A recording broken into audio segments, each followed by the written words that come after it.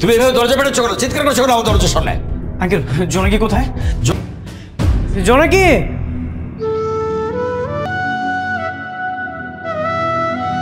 তুমি আবার কেন আমাদের বাসায় এসেছো? জোনাকি, আমি তোমার সাথে 5 মিনিট কথা বলতে চাই। বলো। জোনাকি, আমি তোমাকে ভালোবাসি। এই এই ছেলে, এসব কি বলছো তুমি? তোমার 5 মিনিট শেষ হয়েছে বাবা, এবার তাহলে তোমরা শোনো। আমি আইসক্রিম খাওয়া জানি না।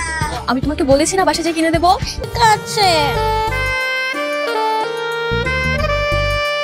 খাবে না? পছন্দ হয়নি? আচ্ছা, আপনি কি? আমার বড় বোন বলেছে অচেনা কারোর থেকে কোনো কিছু নিতে না। এটা আমি তোমার জন্য এনেছি, নাও। এই যে তো কি ব্যাপার, তোর হাতে আইসক্রিম কেন? কে দিল তোকে? দুলা ভাই দিয়েছে। দুলা ভাই মানে?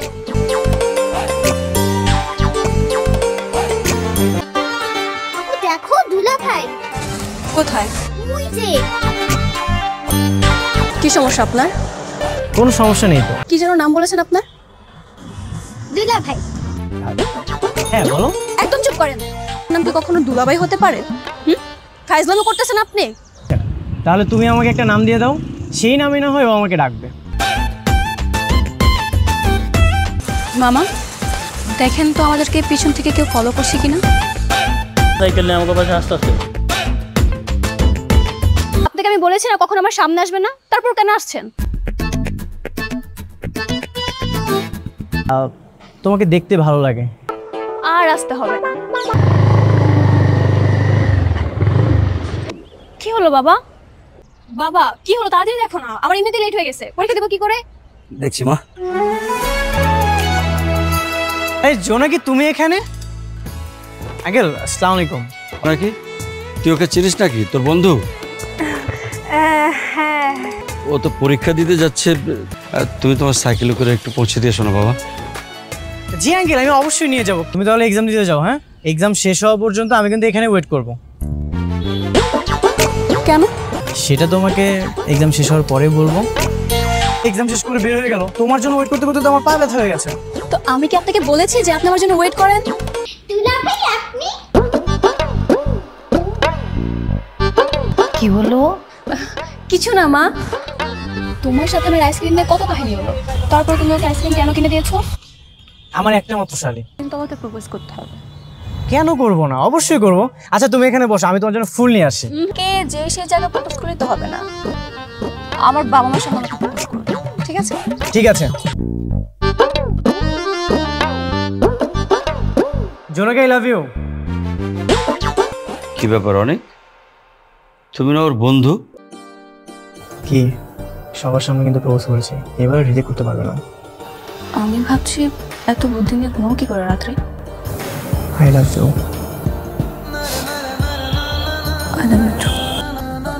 মা আমরা একটু আসছি, ছাদে যাব।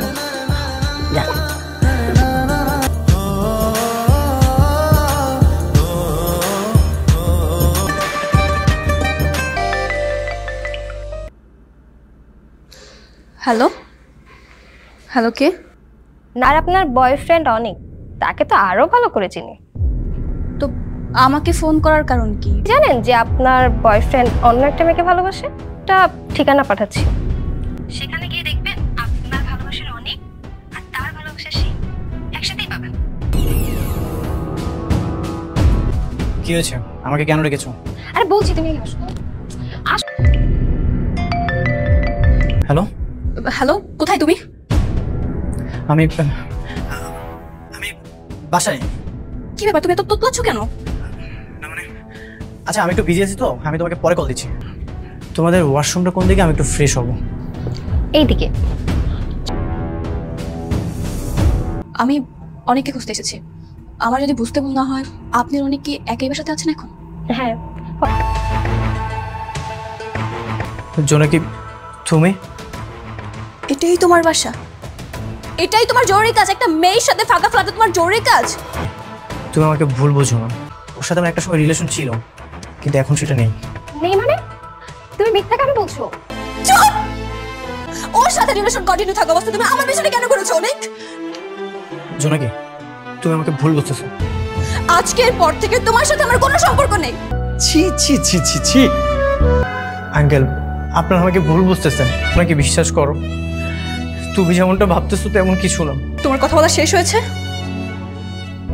হ্যাঁ, এক মুহূর্ত আমাদের বাসায় থাকবে না, চলো। আমাকে একটা সুযোগ দাও। কোনোদিন আমার চোখের সামনে আসবে না। তোকে কল করতে নিষেধ করেছিলাম, তারপরে কেন কল করেছিস? অনেক, তুমি আমার উপর এখনো রেগে আছো? হ্যালো, আমি একটু আপনার সাথে কথা বলতে চাই। বলেন। অনেকের প্রতি আপনার যত ঘৃণা, সেই সব ঘৃণা। ফুলটা না আমারই ছিল। আপনাকে বলে যে ওনার আমার সব ছবি আপনার সামনে নিয়ে আসবো। আপনি এটা কি করলেন বলেন তো? আপনি কেন আমাদের সুন্দর সম্পর্কটা ভেঙে দিলেন? তুমি আমার বাসার ঠিকানা কি করে জানলে? ঠিকানা ম্যানেজ করা কি খুব কঠিন? আমার কোনো ভুল ছিল না। এখন বিশ্বাস করে কি করবো বলো? এখন তো আর কোনো কিছু করার নেই। ভালো থেকো। আসো।